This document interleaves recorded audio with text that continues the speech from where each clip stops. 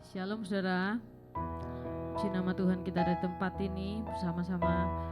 Kita mau mencari perkenanan Tuhan pagi hari ini, kita mau mencari hadirat Tuhan.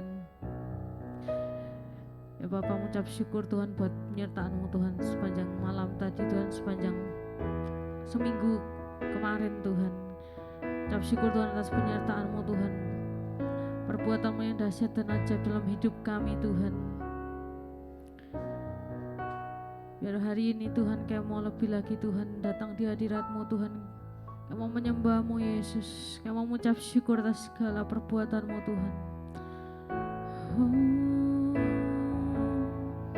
Haleluya. Mungkin setiap kami malam pagi hari ini Tuhan, kami datang dengan segala pergumulan kami, dengan segala permasalahan kami Tuhan. Biar pagi hari ini kami tahu benar Tuhan, bahwa kami punya Allah yang jauh lebih besar dari setiap masalah kami Tuhan. Kami punya Allah yang jauh lebih besar dari setiap pergumulan kami Yesus.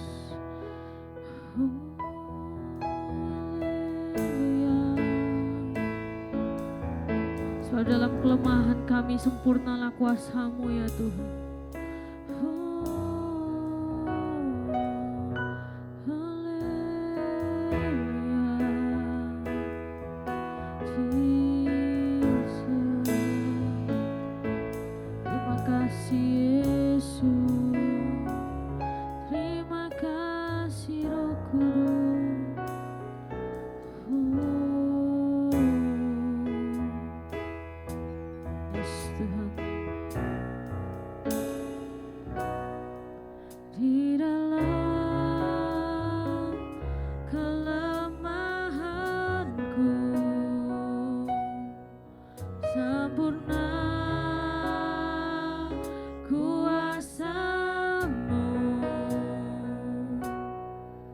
Hebatnya tantanganku, lebih hebat Tuhanku.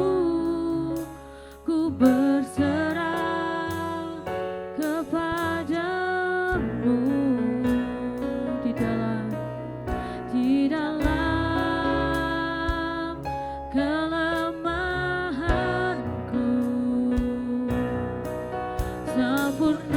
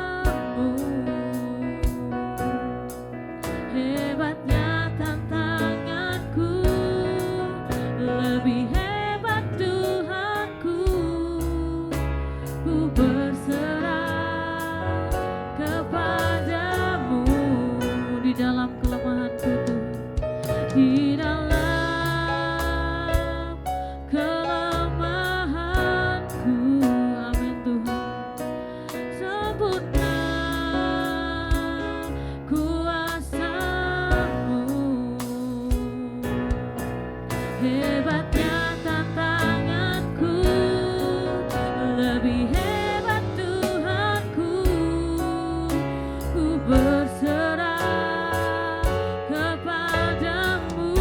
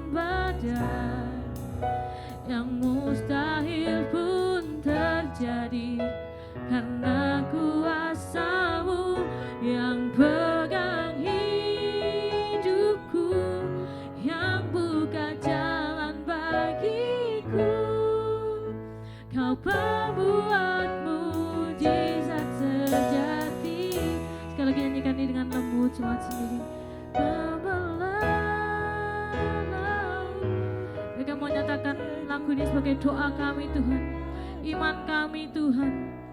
Mustahil pun terjadi hanya karena kuasa-Mu Tuhan. Kami dapat mengerjakan segala sesuatu yang tampaknya mustahil dalam hidup kami Tuhan. Lalu kami percaya Tuhan, hanya Engkau pembuat mujizat dalam hidup kami Tuhan. Kau pembuat mujizat sejati.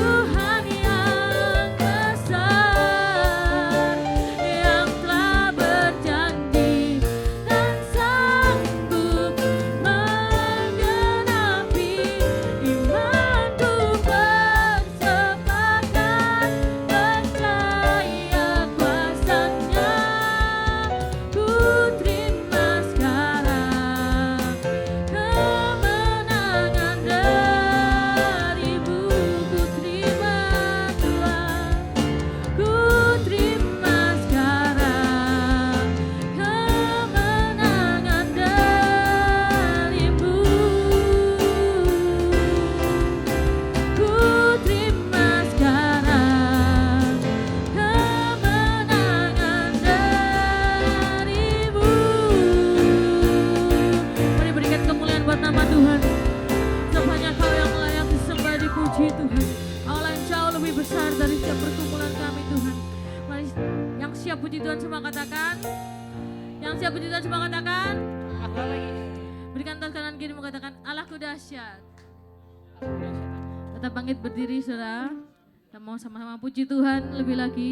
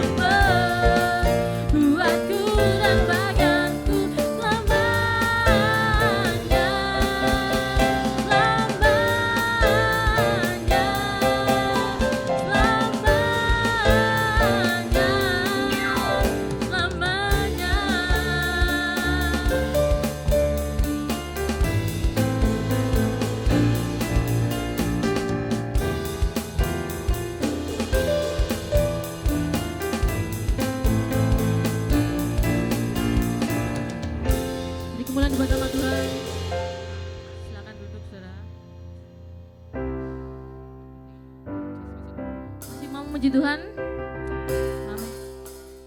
Ajaib perbuatan Tuhan kita, ajaib pribadinya dalam setiap hidup kita. Amin.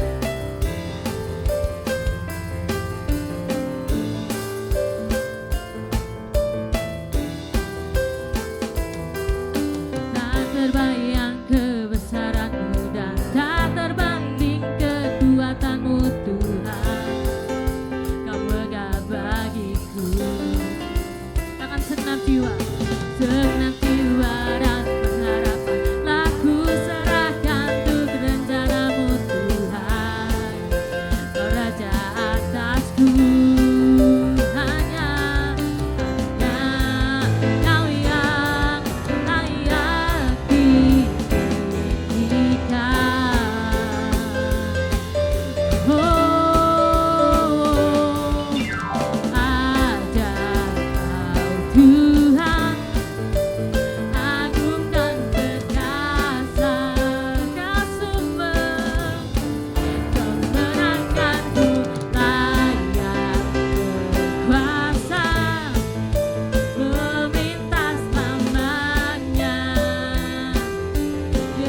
Yesus kaulah Raja mulia.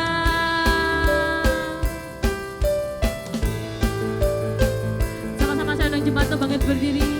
Kita mau lebih semangat lagi memuji Tuhan, amin. Tak terbayang kebesaran-Mu dan tak terpenting kekuatan-Mu Tuhan.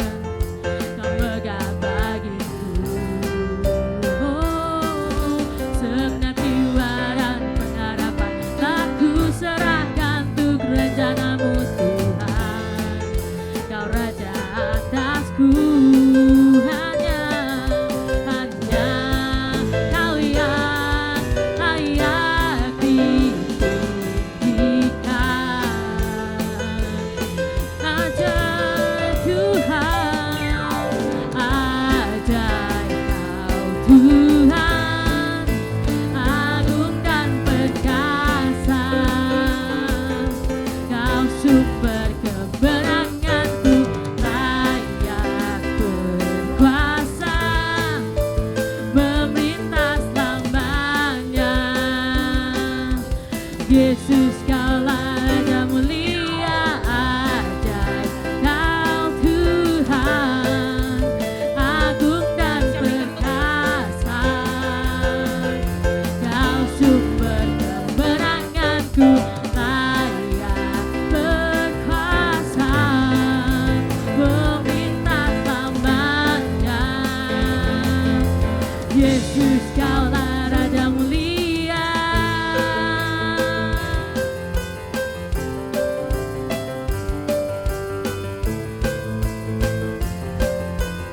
Masih ada sukacita di tempat ini, saudara, katakan haleluya. Haleluya.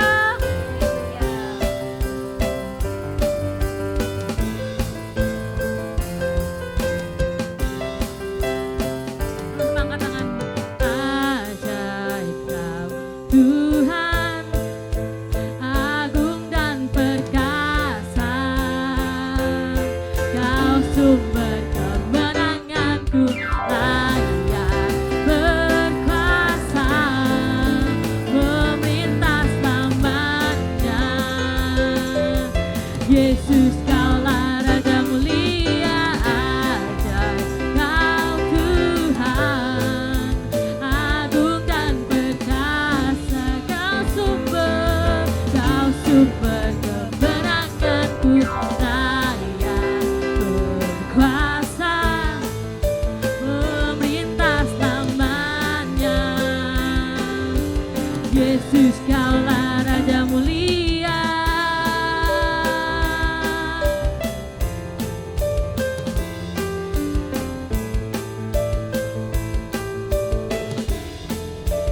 Raja mulia.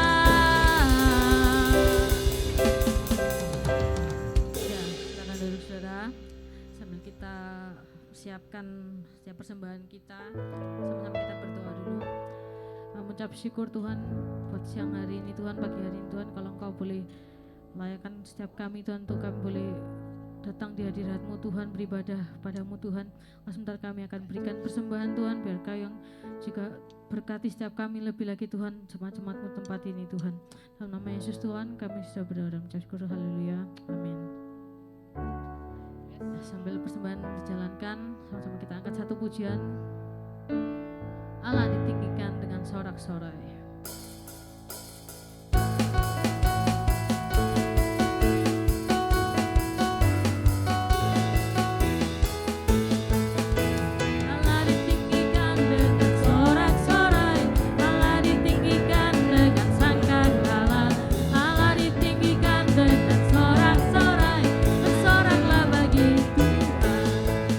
Bersoraklah bagi Tuhan, biar sangkakala berbunyi.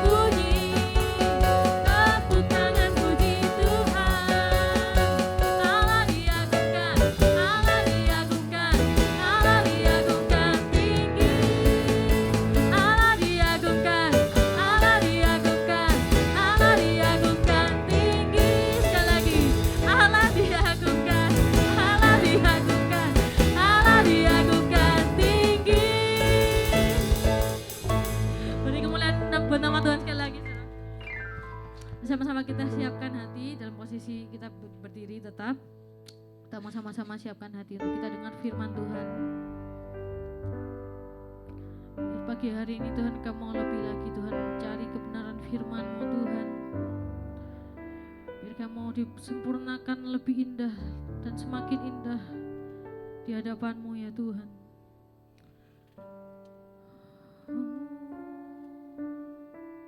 Ucap syukur Tuhan.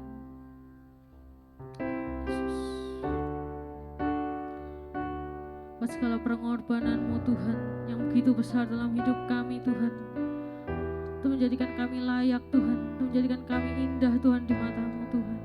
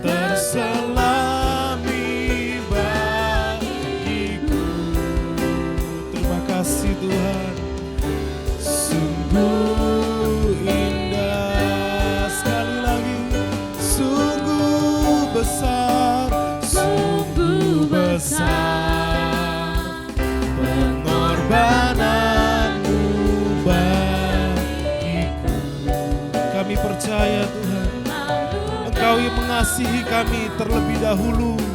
Sebelum kami dapat bisa mengasihi, Engkau mengasihi kami lebih dahulu Tuhan.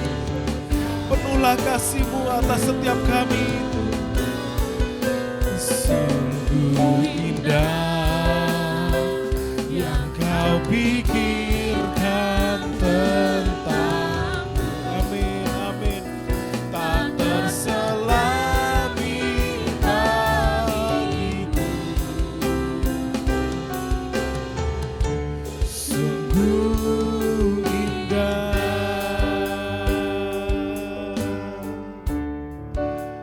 sungguh indah, sungguh indah. Mari kita sembah Dia. Haleluya.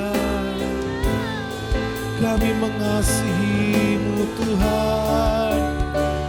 Sungguh indah Kau Tuhan. Sungguh indah.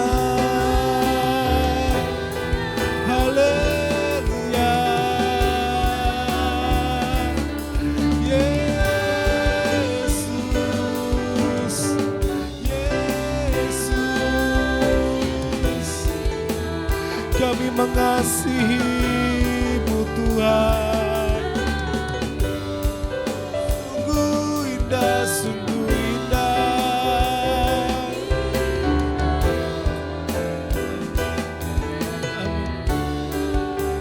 Sungguh besar pengorbanan-Mu bagiku, terlalu dalam untuk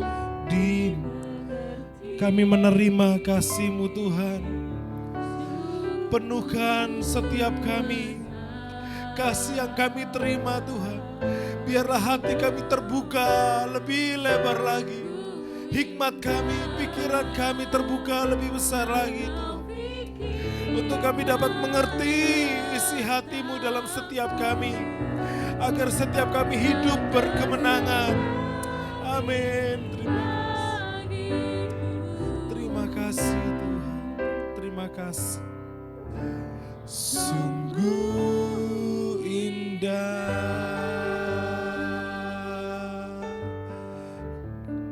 Kami menerima setiap berkat-Mu Tuhan. Terima kasih Tuhan. Biarlah hati dan pikiran kami terbuka untuk firman-Mu. Berkuasalah penuh atas setiap kami. Terima kasih untuk cinta-Mu yang tanpa batas bagi kami.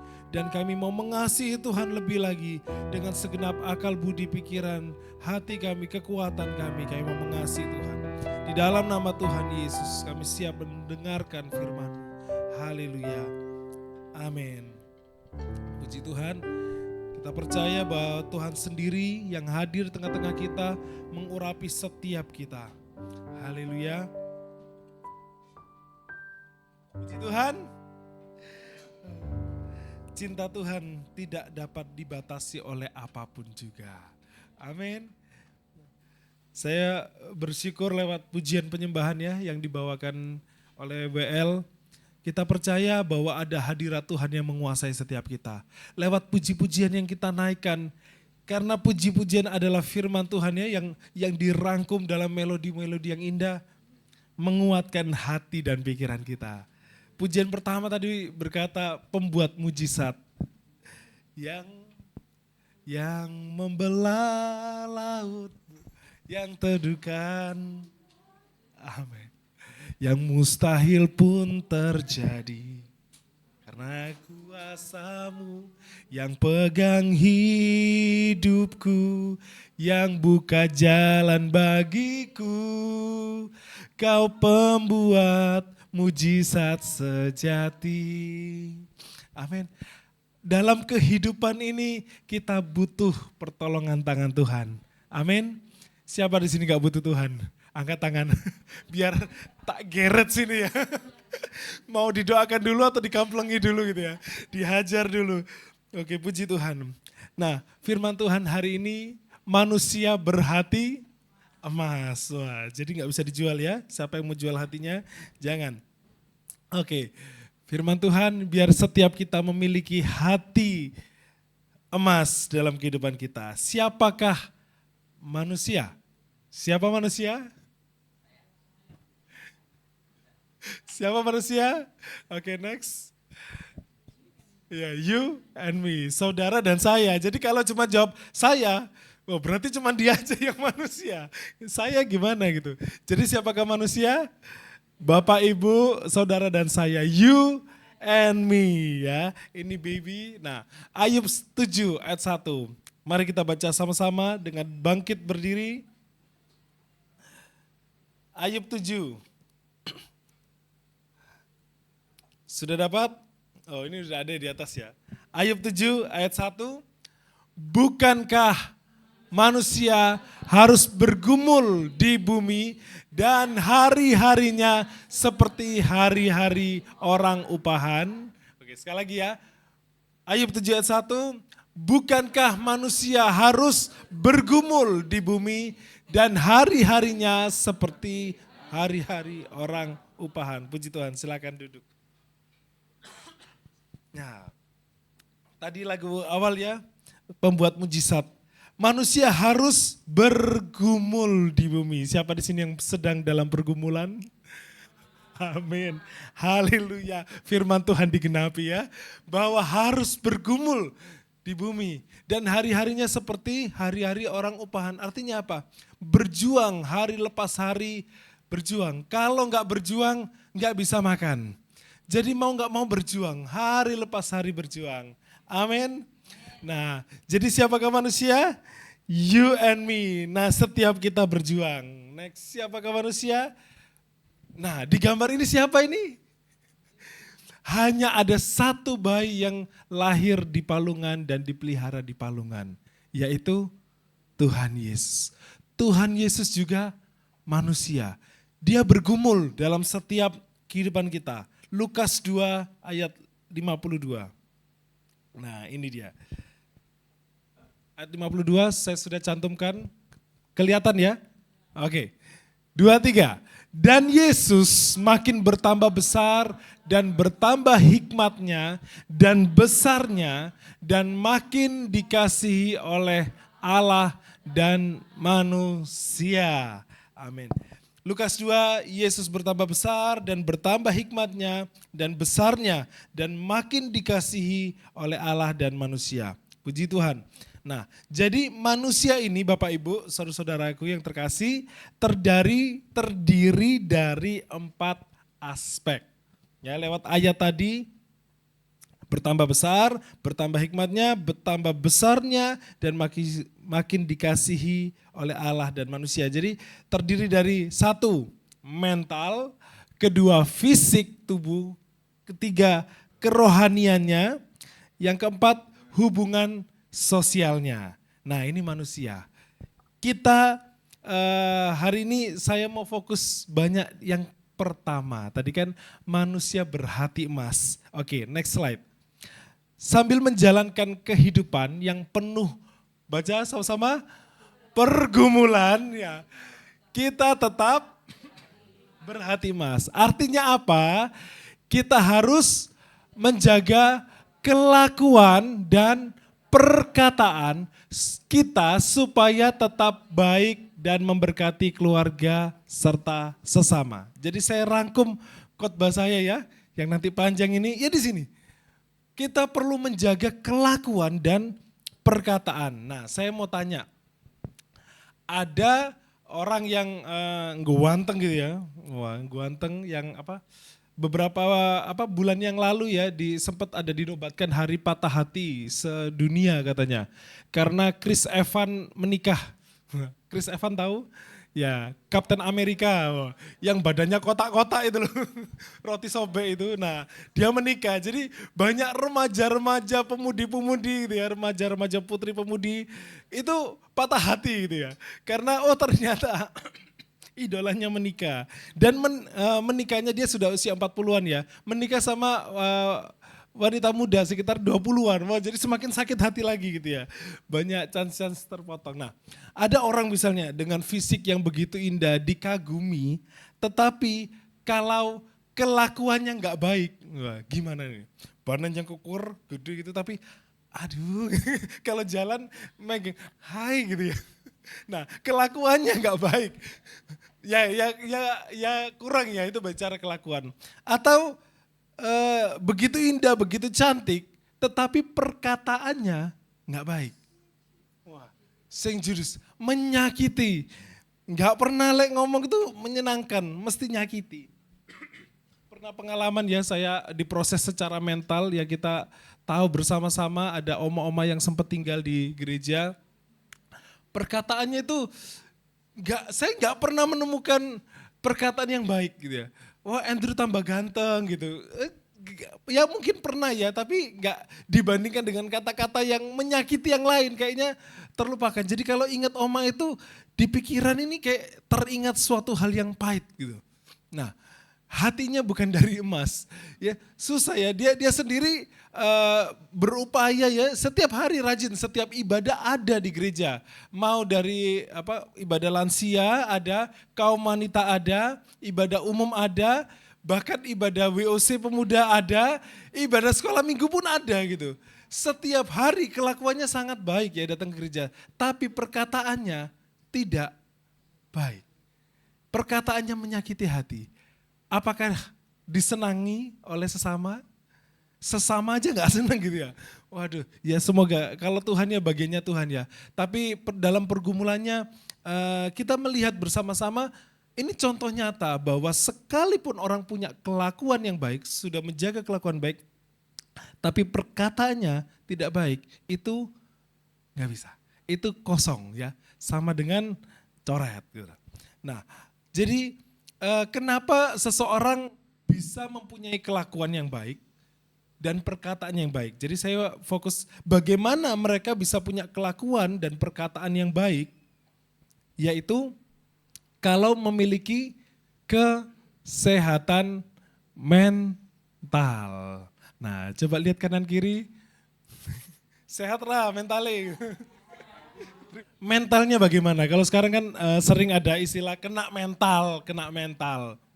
Nah, bicara tentang mental, kesehatan mental ini akan mempengaruhi banyak hal, yaitu mempengaruhi kehidupan kita tentunya, cara berpikir kita, cara merasakan, cara berperilaku sehari-hari kita akan muncul kelihatan dari mental yang ada, yang mental yang kita alami ya, mental kondisi mental kita.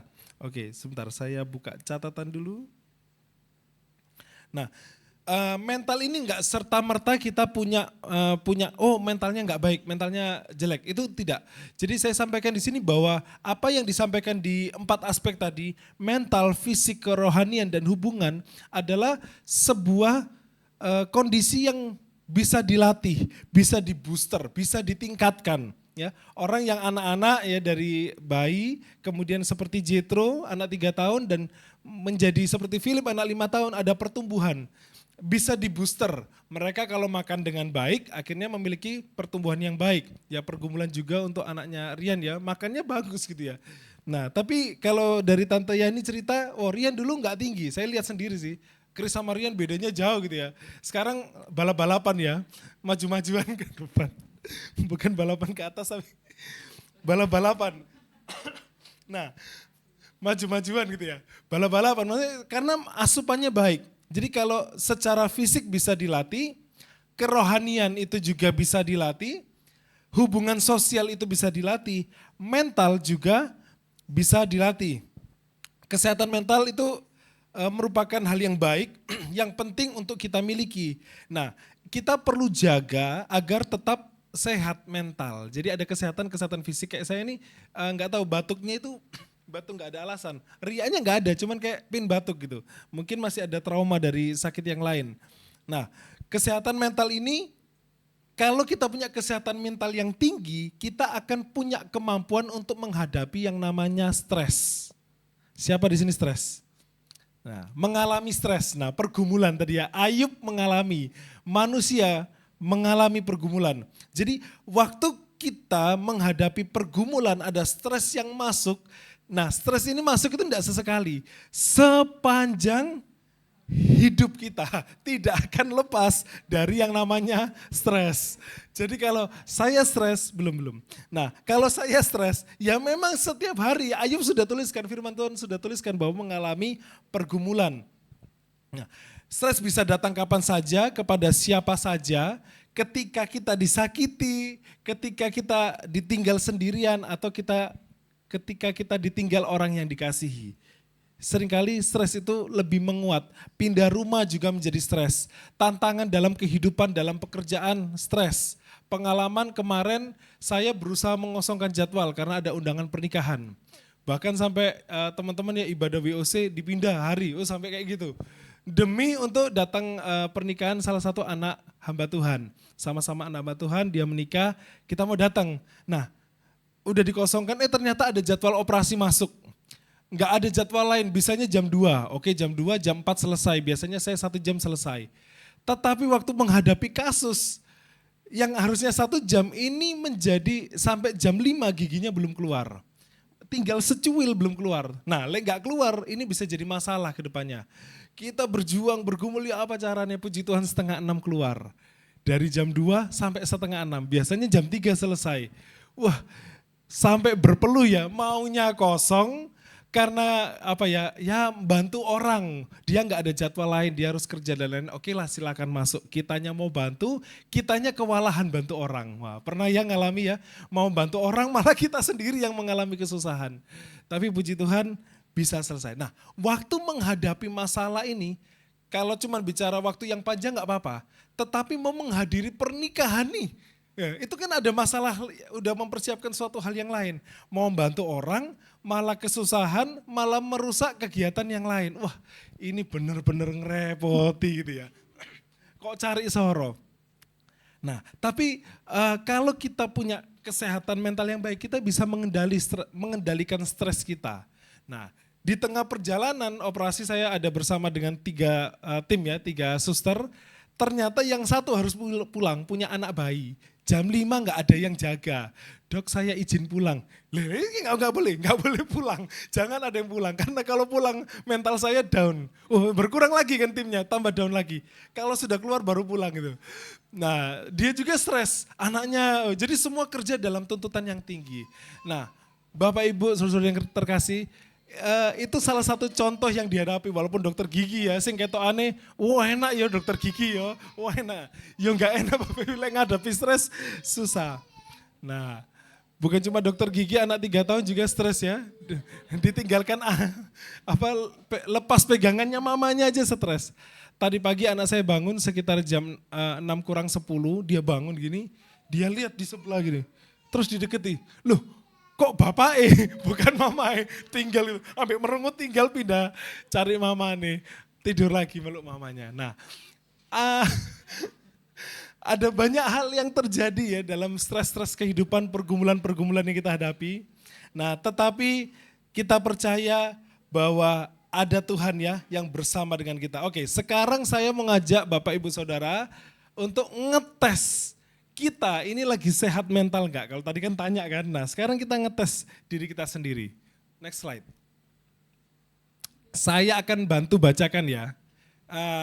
Bisa buat catatan sendiri, antara kiri atau kanan, yang sebelah kiri timbangannya, yaitu timbangan ya. Kalau berat kiri berarti dalam kondisi yang pur itu lagi kondisi yang enggak sehat. Kesehatannya terganggu, bukan enggak sehat ya, kesehatan mentalnya terganggu. Kalau berat sebelah kanan, kesehatan mentalnya aman. Oke, yang pertama, financial stress atau financial security. Sedang ada dalam posisi yang mana? Finansial kita, dompet kita ini gimana? Ini baru pertama ini. Berat ke kiri atau berat ke kanan? Nah, ngukurnya tuh kayak gini. Dalam ada 3 tahapan ya. Dalam besok kita sudah tahu mau makan apa, ya, sudah siap mau makan apa. Kemudian minggu depan kita masih aman ya, cadangan uang masih cukup untuk minggu depan, atau bulan depan saya masih cukup. Nah, kalau financial security ini 3 bulan ke depan saya aman. Ya, kalau hari ini saya cuti, nggak kerja gitu ya. Selama 3 bulan saya masih bisa tetap makan. Nah itu masuk ke security. Maksudnya berat sebelah kanan. Nah ya dicerna ya Bapak Ibu ya. Berat yang mana ini? Berat yang kanan atau berat yang kiri? Kalau tak hitung-hitung kok ini masih yang Oke, puji Tuhan. Berarti masih dalam pergumulan. Nah, masih yang pertama kok, aman ya, masih pertama.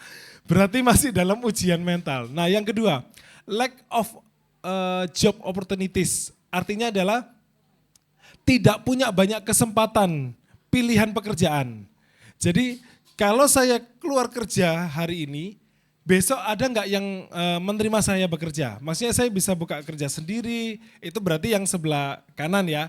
Tapi kok aku enggak tahu mau kerja apa, enggak tahu mau kerja di mana, bingung mau ngapa-ngapain. Nah, atau hari ini sedang enggak bekerja, berarti berat kiri. Nah kalau kanan, oh aku iso masak, aku iso ada waktu, aku punya modal, aku bisa buka usaha, berarti masih berat kanan. Aku jualan makanan pasti payu, wah, berarti berat kanan. Nah ini sedang dalam di mana? Dalam bicara pekerjaan. Nah kalau kelihatan oma-oma, wah ini tantangan ya. Tapi kalau di Singapura, wah ini apa? Busum ya, di Singapura ini usia-usia kayak Busum itu nyapu. Di bandara, di mall itu orang-orang lansia diajaki untuk aktivitas fisik dan tetap bekerja, wah luar biasa. Jadi kalau hari ini masih lihat Busum masih masak gitu ya, itu bagus gitu ya.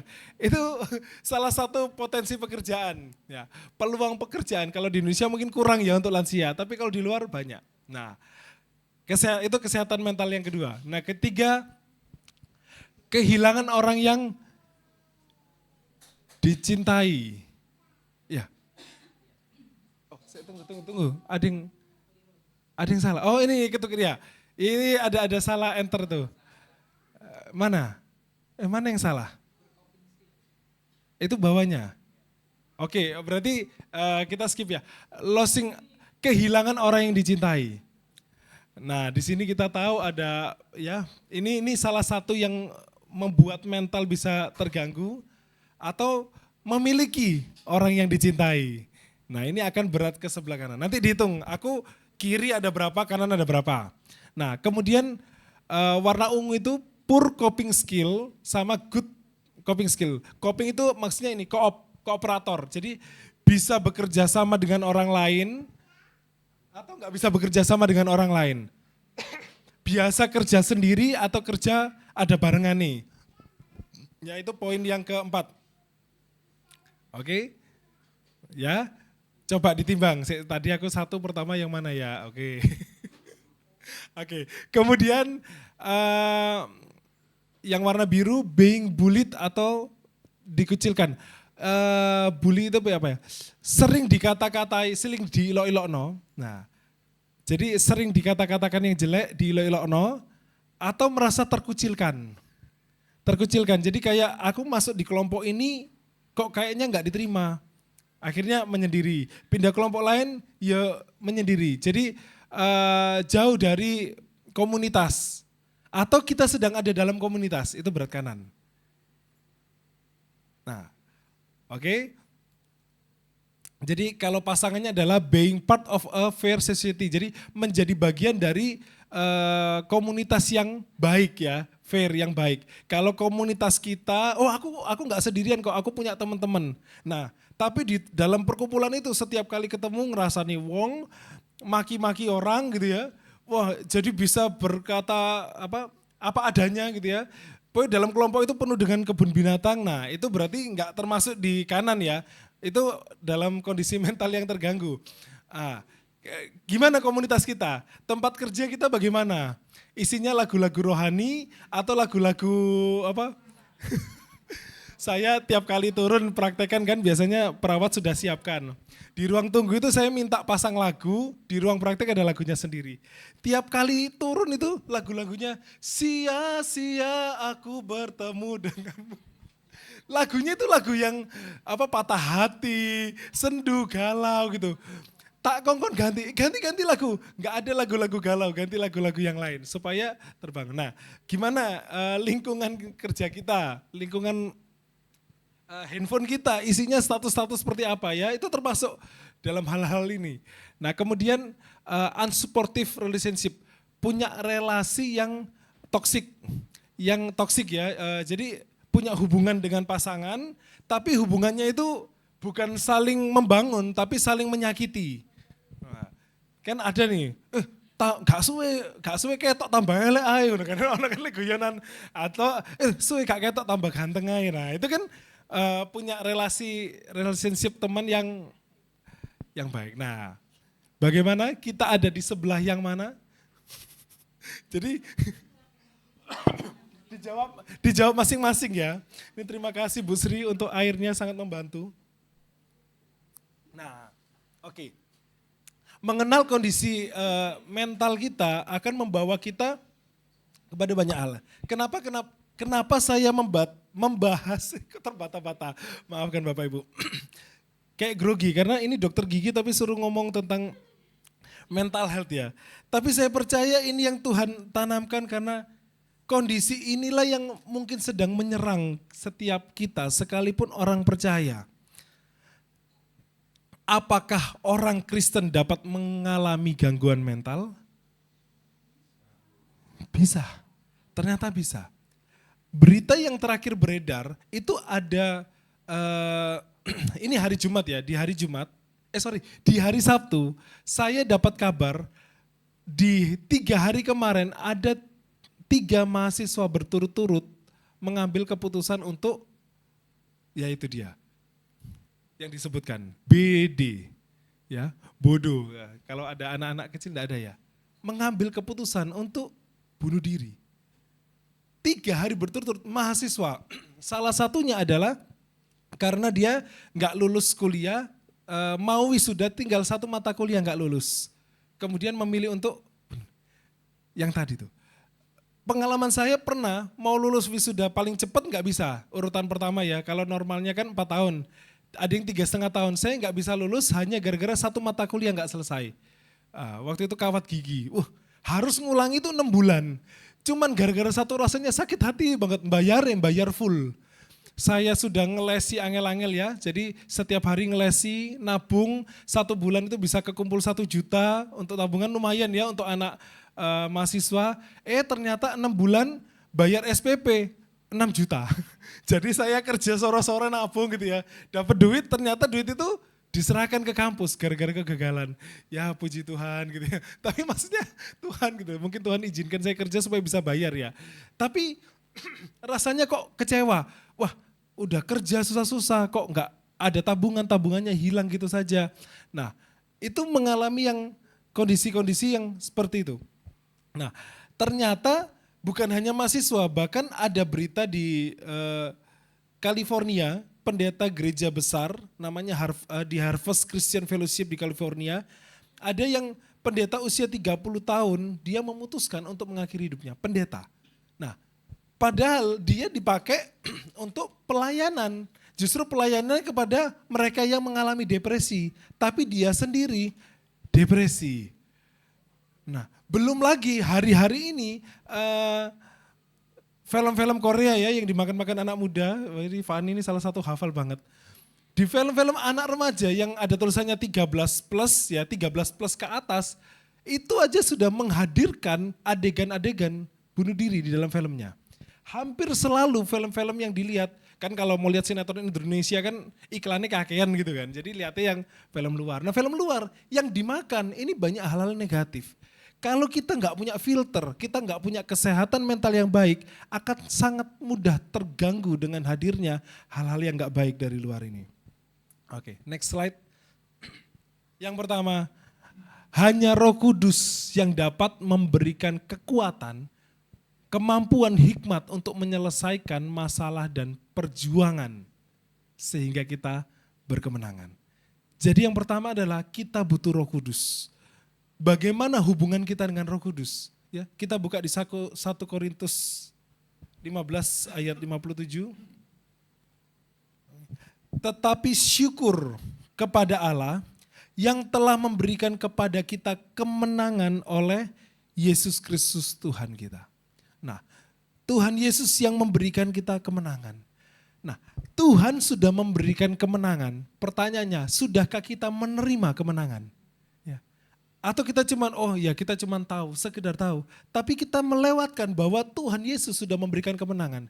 Jadi gini, dalam tantangan kehidupan kita, kita masuk dalam dunia yang penuh pergumulan, kita harus sudah tahu bahwa di endingnya, ya di ujung dari perjalanan itu ada kemenangan. Karena ada Yesus di sana. Dan di awal kehidupan kita ada Yesus di situ, dan hari ini pun ada Yesus yang memegang tangan kita. Kalau kita melepaskan tangan kita dari Tuhan, melupakan bahwa ada Tuhan dalam kehidupan kita, muncullah yang namanya depresi tadi. Tidak akan ada psikolog manapun yang bisa membereskan secara utuh kehidupan permasalahan kita, kalau bukan karena pertolongan Tuhan. Kalau enggak kita menyerahkan kehidupan sama Tuhan. Kalau psikolog akan bilang, oh kamu gegeran, anak sama mama berantem, gak pernah selesai. Ya udah, jawabannya adalah hiduplah sendiri-sendiri. Gitu bukan? Begitu banyak, oh aku sampai mengalami bipolar. Wah ini ada salah satu pasien saya cerita, aku bipolar kok. Aku sampai mengalami sakit mental bipolar karena melihat mamaku, oh sama orang lain tuh baik gitu. Tapi sama aku itu gak pernah kata-katanya baik. Tidak pernah kata-kata indah, anak itu tidak pernah benar, selalu salah. Akhirnya dia periksa selalu jadi, tiap kali ketemu mamanya berantem. Sama mama itu bukan lagi panggil mama, kon kan kon lek manggil. Waduh sudah sampai tahap kayak gitu. Tiap kali ketemu tiap kali ketemu rusak. Sampai dia berikhtiar, aku pokoknya mau nikah. Pokoknya aku nikah keluar aku di rumah gitu. Jadi solusi jawabannya adalah nikah.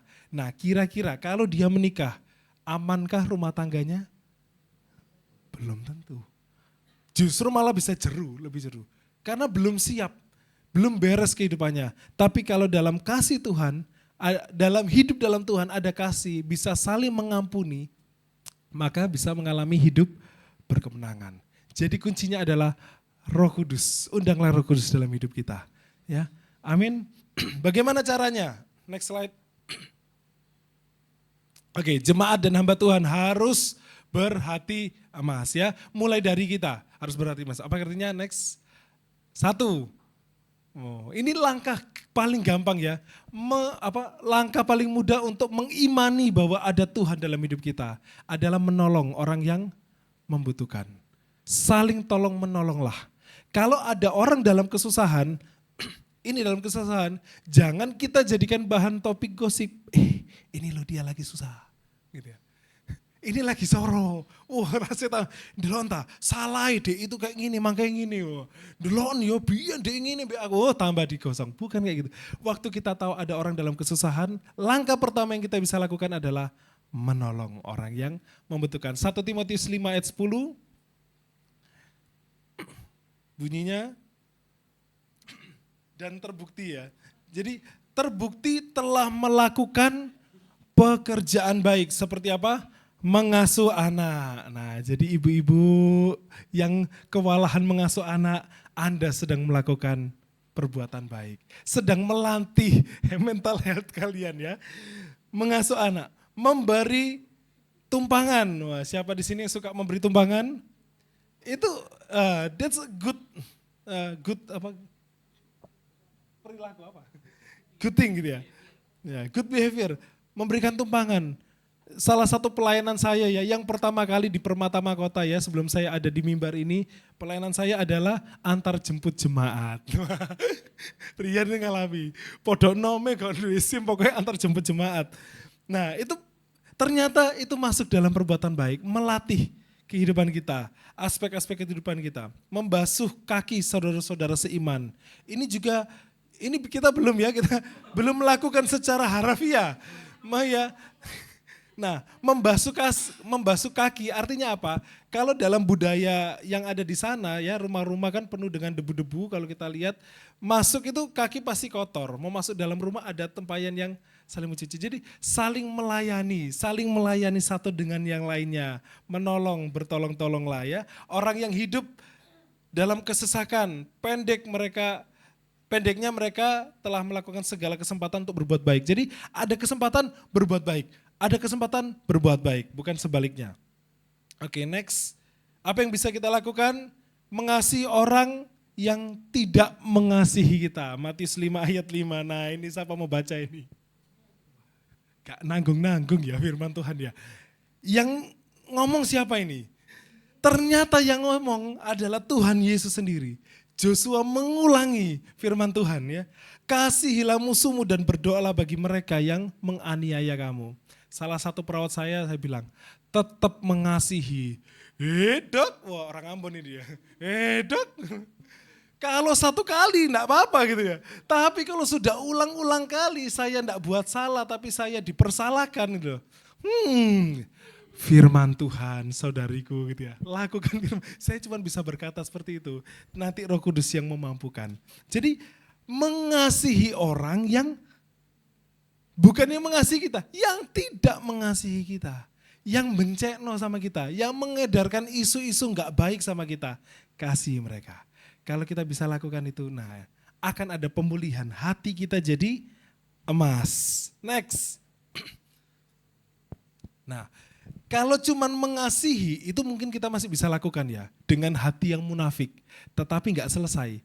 Mengampuni orang yang bersalah kepada kita. Matius 6 ayat 12. Mari hamba Tuhan, jemaat membacakan Matius 6 ayat 12. Demikianlah bunyi firman Tuhan. Dan ampunilah kami akan kesalahan kami seperti kami juga mengampuni orang yang bersalah kepada kami. Amin, puji Tuhan. Bisa mengampuni kesalahan suami? Amin. Bisa mengampuni kesalahan istri? Enggak berubah-berubah loh, sudah diampuni tetap melakukan hal yang sama. Bisa diampuni? Kalau sudah kata mengampuni berarti bukan cuma memaafkan ya. Lek memaafkan 1 kali tak maaf, 2 kali, 3 kali, wah cari yang lain gitu ya. Jadi tapi mengampuni, melupakan. Jadi walaupun dia buat kesalahan yang sama, tapi sudah tidak menghasilkan apa-apa. Maksudnya tidak melukai apa-apa dalam kehidupan kita. Amin. Mengasihi, amin. Mengampuni orang yang bersalah kepada kita, amin. Cari nama di otak kita, siapa yang masih belum tak ampuni. Ampuni. Lihat kanan kiri, sudahkah saling mengampuni? Puji Tuhan. Papa mengampuni anak, amin. Anak mengampuni orang tua, ya. Kalau terjadi kasih Kristus dalam jemaat, niscaya berkat Tuhan mengalir dalam rumah tangga kita, amin. Yang keempat, kita percepat. Efesus 4 ayat 16. Efesus 4 ayat 16.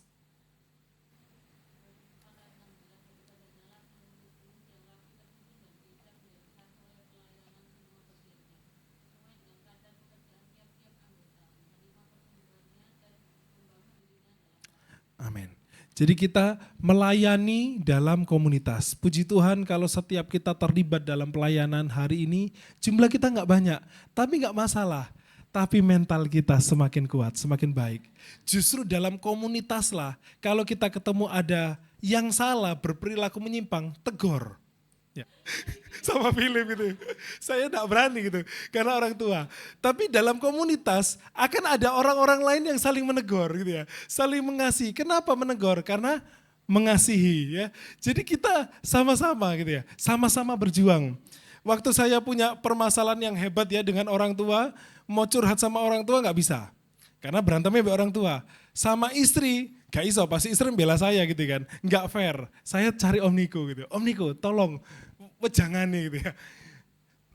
Dalam komunitas kita bukan hanya saling mengasihi, tapi saling melayani. Yang dimaksudkan ayat tadi, mencuci kaki saudara sesamanya. Ini dia, saling melayani satu dengan yang lainnya. Mendengarkan curhatan orang lain, saling mengasihi, amin.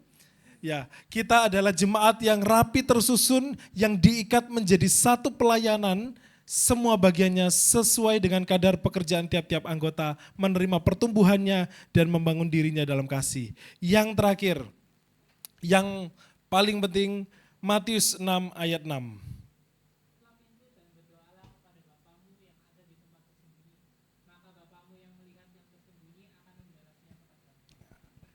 Amin. Carilah waktu untuk bisa berdoa kepada Tuhan dalam setiap kondisi kehidupan kita. Ya, itu lebih penting. berdoa sama Tuhan. Nah, puji Tuhan kalau kita lihat Om Niko umur panjang ya, itu saya percaya imannya kuat sama Tuhan. Ada Tuhan sangat mengasihi gitu ya. Bahwa orang lain bilang, oh gak mungkin gitu. Tapi ini pertolongan Tuhan ya. Tuhan berikan kekuatan. Punyailah iman. Ya, baik yang mulai paling senior Om Niko, saya gak pernah lihat Om Niko absen gereja, kecuali hanya waktu operasi. Wah, waktu operasi dan acara keluarga yang memang sangat rumit ya. Lepas daripada itu Om Niko selalu ada dalam peribadatan. Iman yang sesepuh kita ini biarlah menjadi penguat kita ya. Iman kita juga bersama-sama untuk kita punya hubungan dengan Tuhan, punya iman untuk beribadah, untuk setia sama Tuhan. Walaupun tantangan dunia menawarkan banyak promo-promo ya, kalau tanggal-tanggal cantik, tapi kalau waktu kita, oh ini waktunya berdoa sama Tuhan, ingatlah berdoa sama Tuhan. Walaupun promo-promo liburan hanya ada di hari Minggu, nomor 1 Tuhan dulu ya, baru yang lain-lainnya. Puji Tuhan, Matius 7 ayat 21 saya bacakan. Bukan setiap orang yang berseru kepadaku, Tuhan, Tuhan yang akan masuk dalam kerajaan sorga, melainkan dia yang melakukan kehendak Bapakku yang di sorga. Punya mental yang baik itu bagus ya, untuk kita bertahan lawan stres. Tapi gak cukup hanya mental saja, tapi perkataan kita, tingkah laku kita, itu harus baik. Nah, sudah baik sekalipun, Matius 7 ayat 21 mengatakan, bukan setiap orang berseru-seru kepadaku Tuhan, Tuhan. Bukan hanya orang punya perkataannya yang baik, yang memimpin pujian, ya, yang melayani Tuhan, yang bermain musik. Bukan hanya yang melayani Tuhan, bukan hanya mengeluarkan suatu hal yang baik, tetapi yang melakukan kehendak Bapakku yang di surga. Kita bisa tahu kehendak Bapa hanya waktu hidup kita intim dengan Tuhan. Amin. Puji Tuhan. Kemaslah hati emas dalam hidup kita agar pergumulan kita, perjuangan kita dalam rumah tangga, pendidikan kita, pekerjaan dan pelayanan kita berkemenangan serta berkenan kepada Tuhan dan sesama. Puji Tuhan, biar kita pulang hari ini penuh dengan kekuatan. Loh, terus Tuhan bagaimana? Terus gimana ini Pak Pengkhotbah gitu ya? Pergumulanku belum selesai. Makanya lagu pertama tadi dikatakan, yang membelah laut Tuhan kita. Bukan cuma kita yang punya masalah, Musa pun punya masalah yang hebat. Waktu dia harus menghadapi bangsa Mesir dan laut ya, terbuntu jalannya. Tapi Tuhan membukakan jalan. Mari pemain musik. Kemudian Elia pun mengalami kegelisahan seperti mau mati. Yeremia pun memiliki masalah mentalnya, punya masalah dalam kehidupannya. Bahkan Yesus sendiri, dia pernah berkata, jikalau cawan ini sanggup lalu daripadaku, biarlah itu lalu. Tapi biarlah kehendak Tuhan yang terjadi dalam kehidupan kita. Bapak Ibu yang terkasih, mari kita punya Tuhan yang besar, kita punya Tuhan yang ajaib. Dia yang sanggup menyelamatkan kehidupan kita. Dia yang sanggup menolong setiap kita. Hidup kami dipulihkan Tuhan. Kami tahu kondisi kami sedang tidak baik-baik saja. Kami mengalami sakit dalam kehidupan kami. Kami terluka. Tapi kami perlu Tuhan. Karena kami tahu Tuhan melampaui segala sesuatunya. Dan biarlah kami mau hidup dalam firman-Mu Tuhan. Kami dapat menjadi orang yang dapat menolong orang lain. Karena kami tahu saat kami butuh pertolongan, Tuhan menolong setiap kami. Dan kami juga sanggup menolong orang lain. Saat kami kehilangan kasih, Tuhan tetap mengasihi kami. Dan kami juga tetap dapat mengasihi orang lain, sekalipun orang lain menyakiti kami. Kami dapat mengampuni orang lain. Sebab Tuhan mengampuni setiap kesalahan kami. Kami dapat melayani dalam komunitas kami, saling melayani. Kami punya hubungan yang indah dengan Kau Tuhan. Biarlah terjadi dalam kehidupan kami, agar hidup kami berkemenangan.